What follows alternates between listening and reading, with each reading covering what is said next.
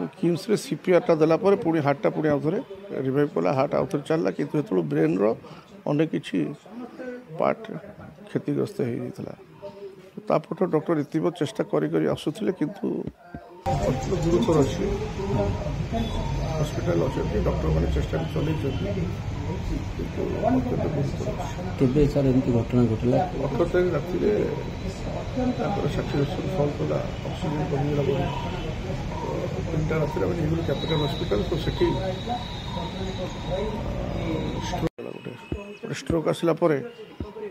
आम किम्स हॉस्पिटल नहीं गलु किम्स रे सीपीआरटा देला पुणी हार्टा पुणी आउ थे रिवाइव कला हार्ट आउ थे चलला किंतु हेतु ब्रेन रो अनेक किछि पार्ट क्षतिग्रस्त हो जाता तापट डॉक्टर इतिव चेष्टा करी आसुले किंतु अत्यंत एवं भी चलती चेष्टा चली सागर ना ना ना लास्ट 18 तारीख कथबार्ता होती सब कहूँ रात भी कथा होते खाइले पीले सब कले ब्रेन रो बहुत डैमेज हो ब्रेन टा रिवाइव करा कष्ट मत लगुच देखा कि हार्ट चलती फंक्शन कर हार्ट हार्ट रेटा बढ़ी रोचे टेम्परेचर भी बढ़ी रोचे अधिका टी हाँ दीदी थर से रिकवरी के आसते पुणी मीटिंग फिटिंग गले पुणी ये हठात एमती है से राति